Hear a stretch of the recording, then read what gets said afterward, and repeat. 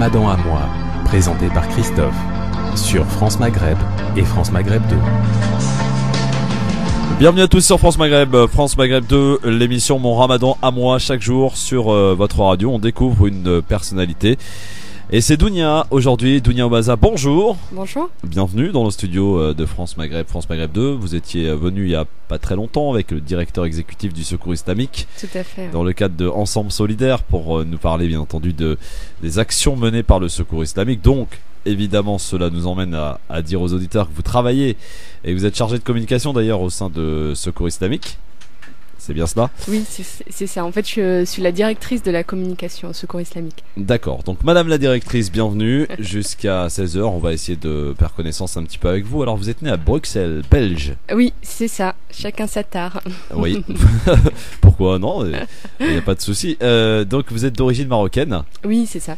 Alors, donc, votre enfance, vous l'avez passée principalement en Belgique ? Oui. Donc, moi, je suis née en Belgique et j'ai passé toute mon enfance là-bas. Ouais. Avec une petite partie que j'ai passée au Maroc en fait. D'accord. Alors d'abord pour ce qui est de la partie belge, est-ce que vous avez des souvenirs d'enfance concernant la pratique du Ramadan dans votre famille, avant de parler de la vôtre ? Avant de parler, oui, bien sûr. En tant que Marocain de Belgique, j'ai envie de dire le Ramadan. Beaucoup de Marocains d'ailleurs en Belgique. Oui, tout à fait. Ouais. C'est la première communauté en fait que l'on retrouve là-bas. D'accord. Donc ensuite, vous avez au niveau de la communauté musulmane, vous avez les Turcs, Mhm. et puis ensuite c'est la communauté noire africaine, donc avec les gens qui viennent du Congo. D'accord. Alors pour ce qui est des souvenirs donc en Belgique de Ramadan de votre famille, est-ce que c'était une période quand vous étiez toute petite comme ça qui était particulière à la maison ? Comment ça se passait ? Oui, tout à fait. Donc moi, les souvenirs que j'ai, c'est vraiment une période très très festive. Voilà, quand on est petit, on se rend pas trop compte de tout le côté spirituel à proprement dit. On se dit plutôt que c'est un soir où toute la famille arrive, les oncles, les tantes, on dîne ensemble, etc. Mais très tôt, on m'a quand même expliqué en fait le fondement spirituel en fait du mois de Ramadan. D'accord. Alors vous me parliez tout à l'heure du Maroc. Vous y avez été aussi au Maroc quelque temps. Vous avez vécu là-bas ? Oui, c'est ça. Enfin, j'étais très très jeune, mais Ouais. j'en garde vraiment de très très beaux souvenirs parce que j'y suis allée de l'âge de 3 ans à 5 ans et demi. D'accord. Et en fait, je garde vraiment des souvenirs de mes 5 ans avec mes grands-parents, avec mon grand-père et ma grand-mère, avec qui je suis restée en fait pendant plus d'1 an. D'accord. Alors, je suppose qu'il y a eu quelques changements quand même entre la Belgique et le Maroc pour ce qui est du Ramadan, par exemple. L'ambiance n'est pas la même. Tout à fait. J'ai pas de souvenir du Ramadan de l'âge de 5 ans, etc. Par contre, j'ai eu l'occasion de passer des mois de Ramadan au Maroc quand j'étais un peu plus grande, vers l'âge de 16 ans, etc. Quand le Ramadan tombait au mois d'avril, Ouais. pendant les vacances scolaires. Et c'est vrai que là, on avait vraiment le côté festif et spirituel avec l'appel à la prière. Je me souviens que lorsque j'avais 15-16 ans, j'étais en charge en fait de monter sur le stah, donc sur le toit de la maison pour Ouais. entendre l'appel à la prière et descendre et dire à tout le monde ça y est, on peut manger. Ah donc grosse responsabilité alors. Hein. Tout à fait. Alors quel genre d'éducation à la maison ? C'était une éducation assez stricte ou plutôt cool Écoutez, moi j'ai été éduquée justement à pas avoir de dichotomie stricte, cool ou haram et halal, parce que justement Il y a un juste milieu. voilà, il y a un juste milieu. Donc j'ai envie de dire une éducation avec vraiment les fondements de la religion, Ouais. et puis surtout beaucoup de savoir-vivre ensemble. Donc j'ai appris très très tôt à respecter les autres cultures, les autres cultes, etc. Et donc voilà, ça a été une éducation, j'ai envie de dire, spirituelle et culturelle à la fois. D'accord. Alors maintenant après tout cela, à quel âge avez-vous commencé à faire vos premiers jours de Ramadan? Est-ce qu'il y a eu des jours d'essai d'abord? Oui, bien sûr. Alors, il y a eu les jours d'essai, je m'en souviens, j'avais à peu près, je pense que c'était 9 ans, voilà. Donc, D'accord. 9 ans, j'ai commencé, donc... Vous êtes dans la moyenne hein, parmi tous nos invités. Ouais, je pense, hein. Donc, 9 ans, alors, ma maman avait trouvé tout un stratège de m'expliquer que si j'arrivais à faire toute la journée, ben, en fin de soirée, on allait avoir une petite fête, donc on m'a fait monter sur une échelle, j'ai pu boire du lait, une date, et j'étais un peu la petite princesse de cette soirée-là. Du coup, ça m'avait vraiment, vraiment motivée. Motivé, ouais. Donc, donc du coup, à partir de 9 ans, j'essayais de le faire, voilà, un jour par-ci, un jour par-là. Des fois, je faisais une matinée, puis je m'arrêtais, je mangeais Et vous étiez où là à cette époque-là? En Belgique. En Belgique, d'accord. Ouais. Toujours en Belgique. Et comment ça se passait d'ailleurs en Belgique le Ramadan? Il y a des radios là-bas. Comment ça se passe Oui, tout à fait. Alors on a une radio qui est Radio El Manar en fait, qui est très très écoutée, qui a un peu une programmation comme la vôtre, hein, c'est-à-dire avec des émissions culturelles, des émissions de comment je veux dire de sensibilisation, et puis une programmation musicale, culinaire, etc., etc. Et puis aussi un temps d'antenne qui est offert en fait aux auditeurs belges, parce que j'ai l'impression que durant cette période-là, il y a un peu plus de nostalgie des personnes qui ont émigré, etc. Donc on leur laisse en fait, enfin la radio leur laisse le temps de pouvoir s'exprimer, de faire des dédicaces, des appels à la générosité aussi. Moi, très tôt, je me souviens d'un auditeur qui avait appelé l'antenne. C'était un étudiant et il s'était mis à pleurer en ligne en expliquant qu'il était tout seul, que c'était la première année pour lui, que c'était très difficile de passer un ramadan seul. Et du coup, il y a eu des auditeurs qui ont rappelé pour l'inviter. Pour l'aider, Oui, pour l'inviter. Et quelques semaines plus tard, il a rappelé en disant que tous les soirs, il se retrouvait dans une famille différente et qu'il voulait vraiment remercier. Donc on attendait l'appel à la prière à la radio alors. Oui, tout à fait. Ouais. D'accord. Et justement, comment se porte la communauté marocaine en Belgique, enfin à l'époque? Est-ce que vous avez peut-être des nouvelles aussi? Oui, bien sûr. J'en ai encore pas mal puisque je rentre très régulièrement, puisque j'ai toute ma famille qui est en Belgique, puisque je suis seule ici en France. D'accord. Donc, écoutez, la communauté marocaine, elle se porte bien.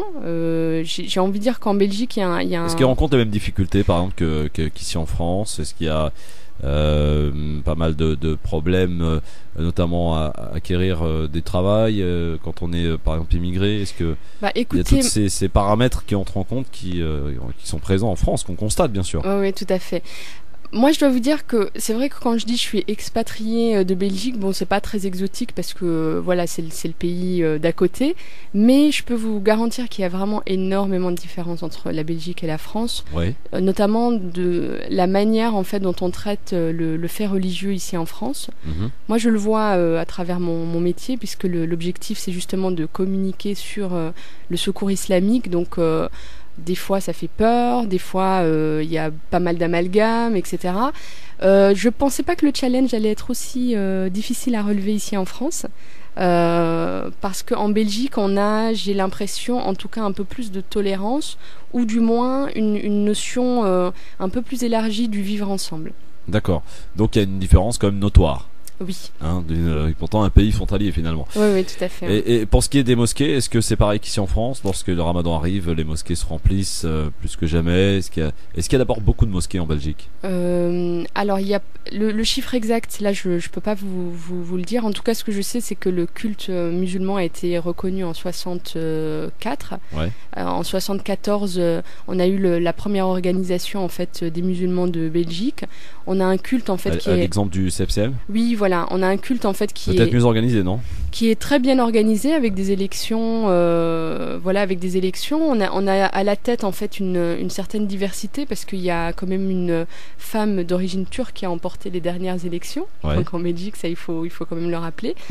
Et au niveau des mosquées, écoutez, moi pour avoir fréquenté je fréquente les mosquées françaises et belges, j'ai l'impression que les imams, comme vous le dites très bien, ils font les mêmes rappels, à savoir c'est bien de fréquenter la mosquée pendant le mois de Ramadan, mais n'oubliez pas qu'être musulman, c'est pas un mois dans l'année. Oui, bien sûr.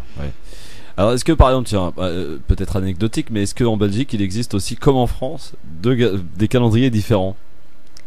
pour les heures de prière? Non, pas Non. à ce que je sache. Non. Donc il y en a un seul, quoi.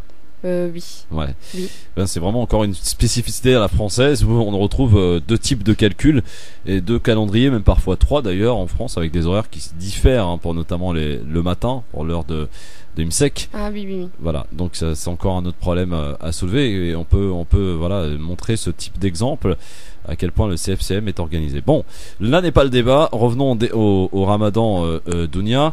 Donc premier jour d'essai, maintenant à quel âge avez-vous franchi le grand pas et donc le Ramadan entier? Le Et où? Ramadan entier, bon, c'était en Belgique, ça c'est sûr et certain, et je pense que je devais avoir 12 ans, je crois, oui.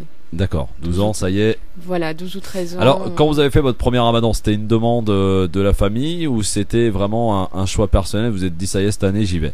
Non, non, en fait, bon, on m'a expliqué un peu les préceptes, hein, à savoir, voilà, quand vous êtes pubère, etc., vous rentrez dans l'obligation. Donc, on m'avait déjà averti bien à l'avance, quelques années avant, et donc, en fait, à ce moment-là, bon, moi, j'ai su que on me l'a expliqué, on m'a dit qu'il allait y avoir des choses qui allaient changer dans ma nouvelle vie de jeune femme et que le Ramadan allait en faire partie, mais que j'allais essayer. Si j'y arrivais pas, je devais pas me forcer. Mais j'étais vraiment préparée psychologiquement. Comment vous l'avez accueilli, vous, ce Ramadan, alors?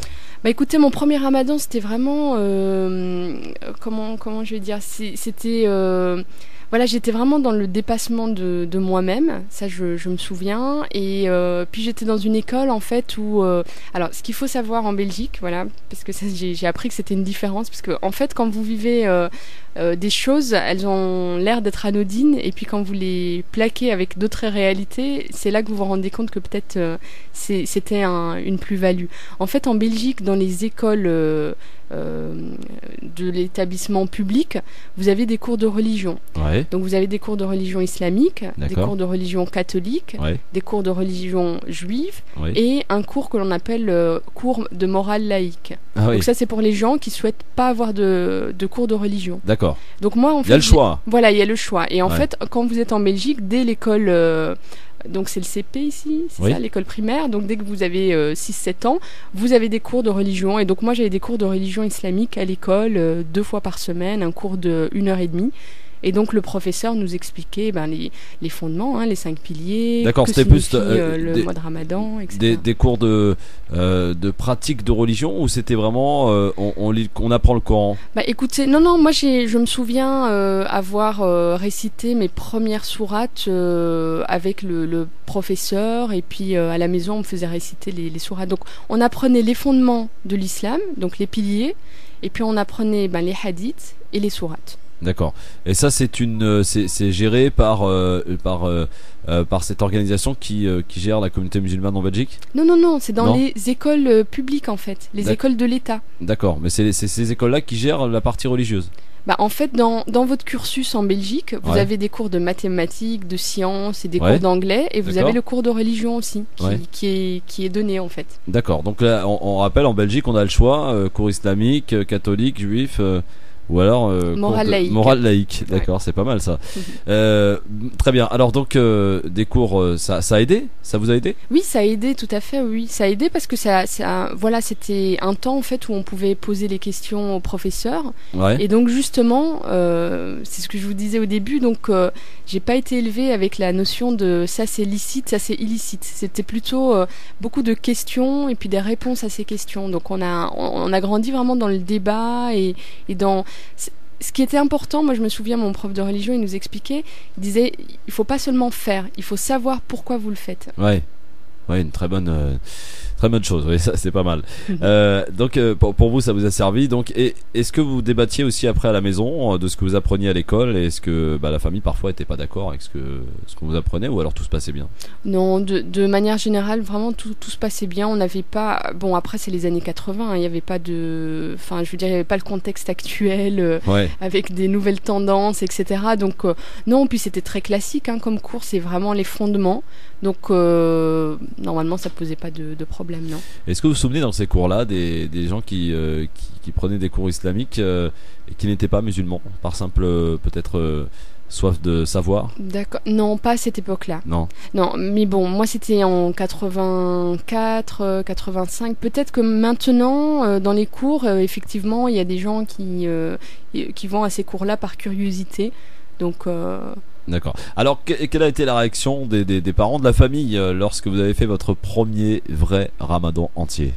beaucoup de fierté. Moi, je me souviens que ma maman, elle avait appelé sa maman, donc ma grand-mère au Maroc, pour lui dire, voilà, Dounia a fait son premier jour, elle entame son premier mois, etc. J'avais les félicitations de toute la famille. J'avais vraiment l'impression de marcher sur un petit nuage. Ouais. Donc c'était vraiment vraiment agréable. J'avais ressenti en fait le soutien et puis beaucoup de fierté aussi et puis de l'encouragement. Il y avait toujours cette notion de tu le fais si t'en es capable. Si tu te sens pas bien, faut D'accord, nous le dire. c'était pas imposé. Non, c'était Voilà. pas imposé, non. Ouais, c'était quand même quelque chose que on souhaitait que vous fassiez, mais c'était pas imposé. Voilà, bah on m'a expliqué. Vous savez, après c'est ça un peu le choix, hein. Quand vous savez ce qui doit être fait ou pas et que vous savez pourquoi, bah à un moment votre engagement il se fait de manière naturelle, j'ai envie de dire. Ouais. Alors Dounia, on va progresser un petit peu dans l'adolescence. Donc les ramadans se suivent finalement, toujours en Belgique. Jusqu'au jour où vous partez donc faire ce ramadan vers l'âge de 16 ans au Maroc. Pourquoi partir au Maroc à ce moment-là? Bah écoutez, alors l'année je m'en souviens plus, mais je sais que c'était pendant les vacances de Pâques, les vacances D'accord, scolaires, ouais. donc on avait 2 semaines, Ouais. et du coup on avait décidé en fait d'aller passer les 2 semaines de Ramadan au Maroc. Ouais, histoire de voir un peu comment ça se passe. Voilà, histoire de voir comment ça se passe, et puis moi dans mon éducation je sais que le lien avec le Maroc a toujours été très important. Ouais. Quel Donc, point du Maroc? Moi je viens du nord, de Tanger en fait. Tanger, d'accord. Ouais. Ouais. Et alors, donc vous arrivez là-bas durant vos 15 jours de ramadan au Maroc. Voilà, et donc La comparaison est vite faite là. voilà, la comparaison est vite faite. Alors moi j'avais connu le Maroc uniquement pendant le mois de juillet-août, Ouais. donc avec les Bien vacanciers, sûr. la plage, les terrasses, les glaciers, etc. Donc, Rien de tout ça pendant le ramadan, bien sûr. donc rien de tout ça, j'étais un peu déçue et en fait j'étais surtout surprise par le rythme parce qu'en fait tout est très très lent pendant la journée. Ouais. Et puis, vous avez le Maghreb, les gens dînent, et ensuite, les gens vivent la Ouais. nuit. Ouais. Et quand vous avez 16 ans, le fait de pouvoir vous balader avec vos tantes, vos oncles, voilà, en bord de plage à 23h, c'était vraiment un souvenir. C'était vraiment. En vous reparlant, j'ai encore les senteurs de ce mois-là qui me Mais reviennent. la journée, c'est assez mort, non? La journée, en fait, j'ai envie de dire que les tâches, elles sont vite définies, hein. Donc Ouais. nous, toute la journée, on était occupés à faire le ménage, à préparer les repas du soir. Comme vous venez d'arriver de l'Europe, il y a la famille que vous n'avez plus vue depuis longtemps qui arrive, vous êtes invité chez les gens, etc. Donc voilà, c'était toute une journée de préparation, d'organisation, et puis après le soir, c'était mettre la table. Forcément. Voilà, moi j'étais en Goûter charge la bonne halala. Voilà, la bonne harira. Moi j'étais en charge de mettre les couverts, etc. Et on commençait assez tôt pour s'organiser. D'accord. Alors Denis, on va revenir dans un instant pour continuer à suivre votre parcours jusqu'à aujourd'hui, hein, ce qui vous emmène à être aujourd'hui la directrice adjointe du Secours Islamique, chargée de communication aussi. Enfin, vous avez une place quand même assez importante, on va dire, au sein de cette organisation, de cette ONG. On va en parler dans un instant pour la suite de cette émission, Mon Ramadan à moi, celui de Dounia Omaza aujourd'hui.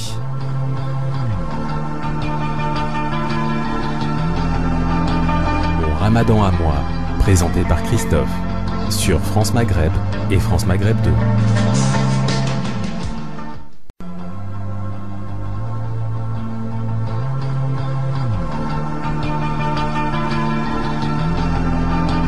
Mon Ramadan à moi, présenté par Christophe, sur France Maghreb et France Maghreb 2. Deuxième partie de Mon Ramadan à moi avec Dounia Omaza aujourd'hui, qui est notre invitée. Elle est née en Belgique, à Bruxelles, où elle a passé une bonne partie de son enfance, puis un petit détour par le Maroc, pays d'origine bien sûr. Premier ramadan à l'âge de 12 ans, ramadan complet, avec quelques jours d'essai auparavant. Et puis à l'âge de 16 ans, donc Dounia se rend pour les vacances de Pâques au Maroc pour aller passer 15 jours de ramadan. C'est là où nous en étions arrêtés avant la pause. Je vais rectifier une petite erreur que j'ai faite tout à l'heure. Vous n'êtes pas directrice adjointe, mais directrice de la communication au sein du Secours Islamique, donc de cette ONG très connue par nos auditeurs évidemment. Dounia, ensuite après donc les vacances au Maroc, le retour en Belgique, qu'est-ce qui se passe ensuite, Dounia? Bah écoutez, là, j'ai envie de... Bon, rien d'extraordinaire, hein. Je continue ma scolarité en Belgique, etc. Et puis voilà, mais je me rends compte qu'il y a d'autres réalités, en fait, que l'on peut vivre les choses avec une notion du temps différente. Ça, je m'en rends compte à ce moment-là. Traditionnellement, dans cette émission, notre invité choisit une chanson. Vous m'avez demandé Yahaya de Dahman Halachi. Pourquoi? C'est une chanson qui avec laquelle vous avez grandi, peut-être? Pas grandi essentiellement, mais vu les paroles, en fait, je me souviens quand ma maman la fredonnait, elle avait un air de nostalgie que moi je comprenais pas trop. Et là, maintenant que j'ai quitté un peu mon pays d'origine et que je me retrouve dans un autre pays, bah, je la comprends un peu plus, cette chanson. D'accord. Yaraya Dahman Halachi sur France Maghreb et France Maghreb 2. De retour dans l'émission Mon Ramadan à moi avec Dounia Oumaza, directrice de la communication du Secours Islamique. Alors, quelle est l'orientation que vous vouliez prendre pour votre métier? Qu'est-ce que vous vouliez faire? Bah écoutez, moi très très tôt, j'ai toujours voulu travailler dans l'humanitaire. Donc dans l'humanitaire ou dans des zones de conflit. Enfin, vous allez dire je suis torturée, mais en tout cas ça m'a toujours attirée. Et au départ, je voulais être grand reporter ou reporter de guerre ou quelque chose comme ça. Donc au départ, je me vouais au journalisme. Mmh. Et puis ensuite, je suis allée m'inscrire à l'université. Et en faisant la file en fait pour les inscriptions, j'ai pris le programme parce que je m'étais pas trop renseignée avant, parce que j'avais l'impression d'être vraiment bien déterminée sur les études de journalisme. Et en fait, en faisant la file, j'ai ouvert vraiment le programme et je suis tombée sur une page que je connaissais pas du tout, qui était sciences politiques. D'accord. Donc voilà, ça peut paraître un peu étrange maintenant que j'ai fait ces études-là, etc. Mais c'est vrai que quand vous n'avez pas dans votre milieu familial des gens qui ont fait ce type de parcours, ben vous pensez pas nécessairement à ce type d'études. Ouais. Et donc alors la France, à quel moment ça arrive? Bah, ça arrive dans mon parcours en fait, puisque je commence Sciences Po en Belgique, et ensuite je suis attirée en fait par la France et spécialement par Aix-en-Provence. D'accord. Qui est spécialisée en fait sur les relations euro-méditerranéennes avec l'Institut de l'IREMAM. D'accord. Et du coup, je me renseigne en fait pour faire une équivalence et je pars à Sciences Po Aix-en-Provence. Là, c'est le début de l'aventure. Là, c'est le début de l'aventure, le début des mésaventures. Aussi. Et de quelques déceptions, j'ai envie de dire. Ouais. Ah oui. Alors justement, dans quel état d'esprit vous partez à Aix-en-Provence? Bah écoutez, je pars avec, comment je vais dire, bon déjà le départ de la maison était un peu compliqué parce que vous imaginez bien que dans mon milieu familial, partir pour les études, quitter la maison, c'était pas envisageable, sauf si on se marie. Ouais. En Belgique, à l'inverse de la France, toutes les universités sont à Bruxelles, donc en général, on ne quitte pas sa famille pour aller faire ses études. Ouais. Et donc là, il fallait expliquer justement à la famille l'opportunité que d'aller à Sciences Po, à Aix-en-Provence, etc. Et donc, moi, j'appelle ma maman Jean-Jacques Rousseau parce qu'avec elle, on a établi un contrat social très tôt. D'accord. Donc où elle m'a dit, si tu réussis tes premières années de fac, tu pourras y aller. Si tu rates, niette, tu bougeras pas. D'accord, donc finalement vous y êtes allé. Voilà, donc j'ai réussi mes premières années, puis j'ai atterri à Sciences Po à Aix. D'accord. Alors quand vous êtes parti donc de la maison avec certaines peut-être idées déjà faites sur la France, que c'était un pays que vous connaissiez d'abord? Je le connaissais à travers la route du Maroc où oui, parce que alors voilà, précisons, vous étiez en Belgique pour partir au Maroc voilà. En voiture, il fallait traverser la France. Tout à fait. D'accord. Et on avait l'habitude de traverser le périph' parisien et c'était toute une aventure. Ouais. Avec la voiture chargée à bloc, avec le porte-bagages orange, etc. Donc, et les souvenirs que j'avais de la France et de Paris, c'était l'impatience des Français qui klaxonnaient parce qu'on s'était trompé de chemin, etc. Voilà, c'était un peu ça. Et quand vous êtes arrivé à Aix-en-Provence, alors? Quand je suis arrivée à Aix, il y avait deux choses. Déjà, vraiment la beauté du sud de la France qui est vraiment magnifique. Aix-en-Provence, c'est vraiment une jolie petite ville. Ouais. Et donc, le fait d'intégrer Sciences Po, parce que j'ai su en fait qu'en France, c'était vraiment l'école des élites. Or qu'en Belgique, c'est une bonne école, bien sûr, Sciences Po, mais je veux dire, les gens j'ai envie de dire, se la racontent un peu moins. Ah ouais. Donc les gens qui font Sciences Po en Belgique, c'est plutôt les gens qui ont envie de refaire le monde, un peu idéalistes. Voilà, la plupart des gens qui ont fait ces études-là en Belgique se retrouvent à travailler dans l'humanitaire ou dans des organisations internationales. Alors comment ça se passe? Vous arrivez à Aix-en-Provence, vous faites vos études, mais vous aviez un logement, une petite chambre que vous avez louée. Donc là, la déception, c'était ça. Il a fallu se débrouiller toute seule un petit peu là. Oui, tout à fait. Donc j'ai eu une bourse en fait, une bourse de mérite ou je sais plus comment on appelle ça ici en France. Donc j'avais la possibilité d'avoir une chambre en CTU. Et donc je suis arrivée à la CTU d'Aix-en-Provence qui, je pense, est l'une des cités les plus médiocres. Ah oui. Donc alors il y avait des nouvelles chambres, mais moi j'avais hérité des vieilles chambres, donc je m'en souviendrai toujours. C'était le bâtiment 7. Ouais. Et c'était une petite chambre de, je sais plus, 7 mètres ou 9 mètres carrés, je sais pas quel est le minimal requis. En tout cas, c'était très petit. On avait donc c'était un couloir mixte. Ça, je me souviens, j'étais un peu voilà, je m'attendais pas à ça. C'était un couloir mixte. On avait six douches et du coup, voilà, fallait partager une cuisine avec, je pense, une trentaine de chambres. Ah oui, d'accord. Donc, et là, qu'est-ce que vous ressentez là? Beaucoup d'inquiétude. Donc là, d'une part, je ressens l'inquiétude, la déception, parce que vraiment l'état des chambres par rapport à la Belgique, ça n'avait rien à voir. Donc là, j'étais un peu choquée, et en même temps, j'ai eu des voisines de chambre avec qui j'ai pu faire connaissance, qui sont devenues vraiment des sœurs de cœur, que je vois toujours après 12 ans après mes études. D'accord. Et donc du coup on a réussi, on était un peu dans le même état d'esprit, à savoir où elles étaient plus jeunes parce qu'elles étaient en première année, etc. Moi j'étais déjà parce que j'ai intégré Sciences Po en troisième année. Donc j'étais un peu plus, je devais avoir 21 ans, quelque chose comme ça, et elles 18 ans ou 19 ans. Ouais. Du coup on s'est recréé notre petit cocon. Et j'ai passé vraiment des ramadans exceptionnels durant mes années d'études. Alors justement, le premier ramadan à la CTU, comment ça se passe? Écoutez, déjà on a un peu établi nos règles, parce qu'on est allé voir tout le monde en expliquant que voilà, les douches mixtes, etc., ça allait pas être possible. Ouais. Donc en fait on a créé des espèces d'horaires en fait pour les douches pour les filles et puis les douches pour les garçons. D'accord. En nous assurant que les filles passaient d'abord, parce que la notion de l'hygiène parfois elle est pas pareille. Donc c'était un peu tendu. Donc il y avait déjà ça. Et puis deuxièmement, on a créé en fait des repas de Ramadan au niveau de notre couloir. Et on a expliqué aux gens que tout le monde était convié, donc musulmans et non musulmans.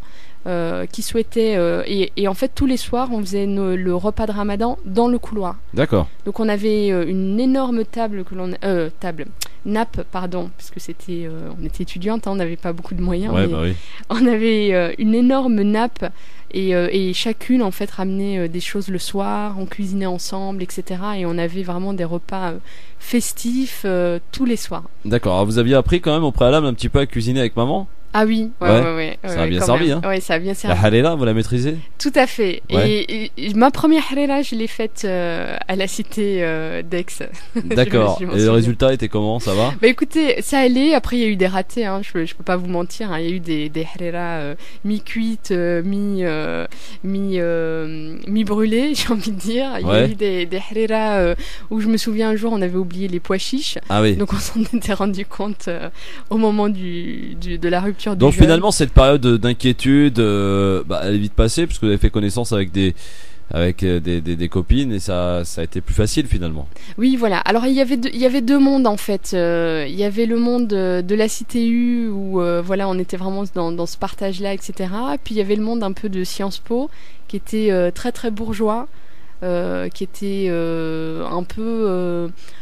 un peu snob, on va dire, et du coup, moi, quand je suis arrivée là-bas, je me souviens, les gens disaient, elle vient de la ZUP ou de la ZAP, je sais plus comment. Oui. Les zones prioritaires. Les zones prioritaires, ouais. ZEP, voilà, Les ZEP, ouais. zone d'éducation prioritaire. Moi, je savais pas ce que ça voulait dire, donc je répondais, non, je viens pas de la ZEP, je viens de Bruxelles. Ouais. Donc je pensais que c'était le nom d'une ville française. Et au bout de quelques semaines, quand ils ont vu que j'avais peut-être pas les attitudes, ou je ne sais pas, puisque beaucoup de gens ont pas mal de clichés, ils se sont dit, ah, c'est peut-être la fille d'un ministre du Maroc ou quelque chose. Ah oui, d'accord, ouais. Donc en fait, c'était ou l'un ou l'autre. Donc alors, 3e année, et puis alors ensuite, qu'est-ce qui se passe, Dunia?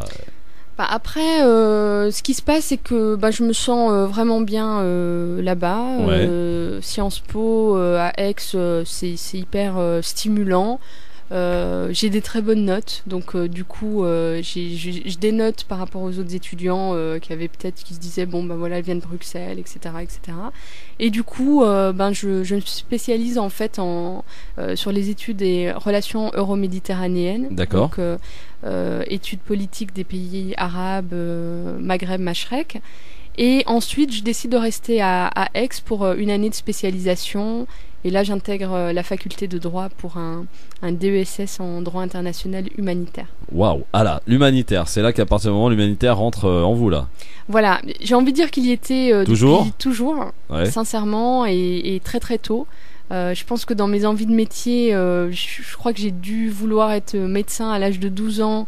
Et puis après avoir disséqué la première grenouille ou souris, je sais plus, en cours de biologie, je me suis rendu compte que j'avais pas mal de limites par rapport à cela. Ouais. Et du coup, comme je vous le disais tout à l'heure, c'était vraiment des études de journalisme et de grands reporters de guerre, etc. qui m'ont attiré. Alors vous retourniez de temps en temps, bien entendu, en Belgique? Oui, tout à fait.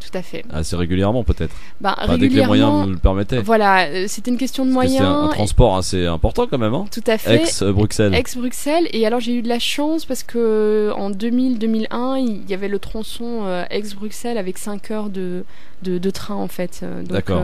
J'ai connu les 7 heures et puis les 5 heures en TGV. Donc là, c'était vraiment le grand luxe. Le grand luxe, absolument.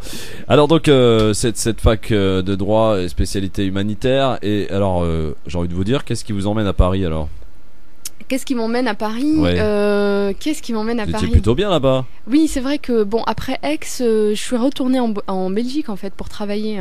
D'accord. En Belgique. Ouais. Et donc j'ai travaillé pendant près de 7 ans comme responsable de communication à la Fondation Roi Baudouin. D'accord. Avant ça, j'étais passée à UNICEF Belgique. Mm-hmm. Et puis après, c'est des raisons personnelles en fait qui m'ont fait venir à Paris. D'accord. Et donc là, à Paris, une ville que vous connaissiez que de vue? Que de vue, tout à fait, ouais. Et là, quel était le sentiment entre Aix-en-Provence, la beauté d'Aix et de la région, et puis là, Paris, ça y est, Paris c'est le béton, c'est une très belle ville en soi, mais ça n'a rien à voir.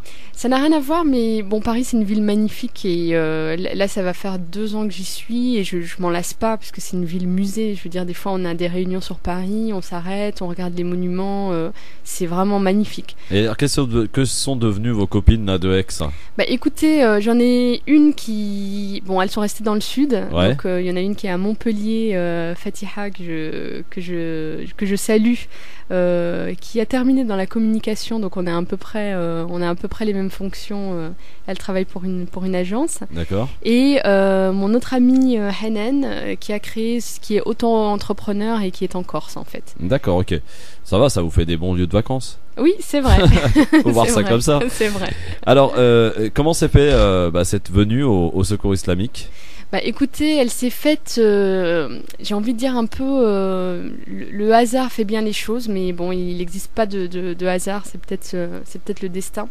En fait, j'ai rencontré il y a plus de 3 ans, quand j'avais ma casquette Fondation Roi Baudouin, j'étais invitée en fait à un colloque chez Médecins du Monde ici à Paris. Et mon directeur à l'époque m'a dit, écoute Dounia, je te demande de faire l'aller-retour sur Paris dans la journée, il y a une grande réunion avec le ministère des Affaires étrangères, etc. à Paris. Et je lui dis, oh non, pas Paris, c'est une ville, je vais me perdre dans le métro, etc. Est-ce que ça vaut vraiment la peine d'y aller ? Il me dit oui, il faut absolument qu'on y aille, on a été invités. Donc j'y suis allée avec vraiment des pieds de plomb. Et là, il y avait Rachid Lahlou, donc président du Secours islamique, qui a fait une intervention sur le forage de puits au Tchad. Ouais. Donc moi, je ne connaissais pas Secours islamique. Je connaissais Islamic Relief en Belgique. Ouais. Donc il fait partie de la famille du Secours islamique. Et donc là, je me suis dit, ah tiens, ils ont vraiment l'air sérieux, professionnels, ils savent de quoi ils parlent, etc. Et donc son intervention m'avait interpellée. Et à la fin de son intervention, j'avais posé une question, etc. Puisque moi, je représentais la Belgique et puis un peu... pas l'Union européenne, mais en tout cas les politiques de l'Union européenne à partir de Bruxelles. Et comme elles avaient été critiquées, j'avais fait une intervention. On s'est vu à la fin de la conférence et je lui avais laissé ma carte donc de la fondation en lui disant, écoutez, si vous avez besoin de quoi que ce soit à Bruxelles, n'hésitez pas à me contacter. D'accord. Voilà, j'ai un réseau là-bas, n'hésitez pas. Donc vraiment, comme on dit, fils habilillah. Donc je n'avais aucune intention. D'accord. Je suis retournée en Belgique pour continuer mon travail pendant plus d'1 an et demi.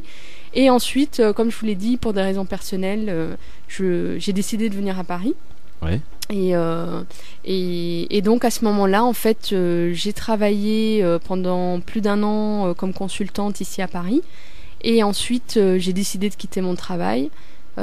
Parce que voilà, avec mon éthique, etc., j'étais plus en adéquation. Et du coup, je me suis dit, bon, il faut vraiment que tu retournes à tes premiers amours, c'est-à-dire l'humanitaire ou le social. Et j'ai commencé à regarder en fait les sièges des différentes ONG ici à Paris. D'accord. Elles sont toutes là, Ouais. donc il y a vraiment tout le monde, MDM, ACF, tous. Et là, en fait, je me rappelle du Secours islamique. Donc j'ai été voir sur leur site. Et là, ils cherchaient en fait une coordinatrice pour la communication. Et j'ai envoyé mon CV.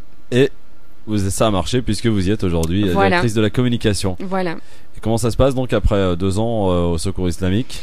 Donc, Contente ? Contente, oui, très très contente. Comme je vous ai dit, il y a vraiment beaucoup de challenges.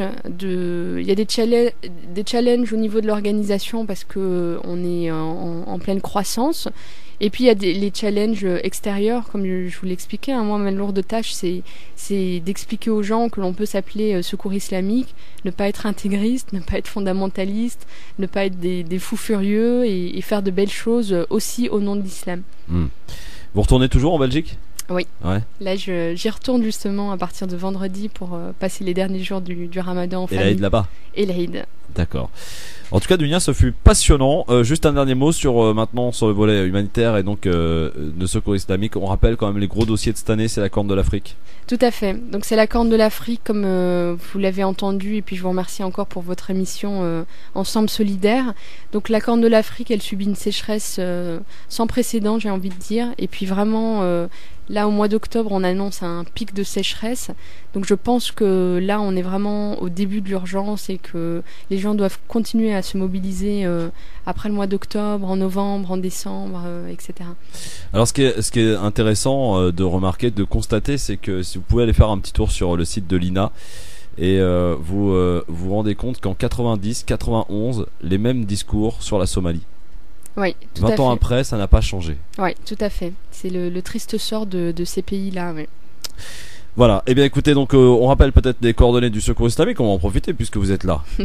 Merci, donc sur notre site c'est www.secours-islamique.org et notre numéro de téléphone c'est le 01 60 14 14 14. Pour la Zakat el-Fitr, bien sûr, à donner avant la prière de l'Aïd, tout simplement. Merci beaucoup Dounia, on termine cette émission par le questionnaire des invités, 3 questions auxquelles il faut répondre et peut-être si vous le souhaitez argumenter aussi.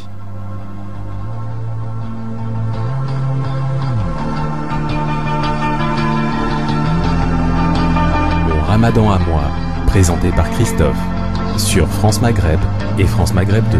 Alors Dunia Oumaza, Shorba ou Halila? Harira. El Quds ou Médine? Ah là là, là c'est un peu... Ah oui, mais il faut faire un choix. Il faut faire un choix. Ouais. Médine. Pourquoi? Médine parce que je souhaite vraiment à... Moi je l'ai pas encore fait, mais je souhaite à tous de pouvoir faire ce voyage qui a l'air vraiment d'être un voyage extraordinaire. Très bien. Et enfin, état laïque ou état religieux? Ouf. Un état laïque avec une place pour la tolérance et le vivre ensemble. Et juste pour vous, celle-là, couscous ou moule frite? Couscous frites. Ah, pas mal. Ah, on me l'avait jamais faite celle-là. Merci beaucoup Dunia. Et à très vite et bonne fête de l'Aïd par avance voilà, à Bruxelles. C'est ça. À bientôt Dunia, merci. Ramadan à moi, présenté par Christophe, sur France Maghreb et France Maghreb 2.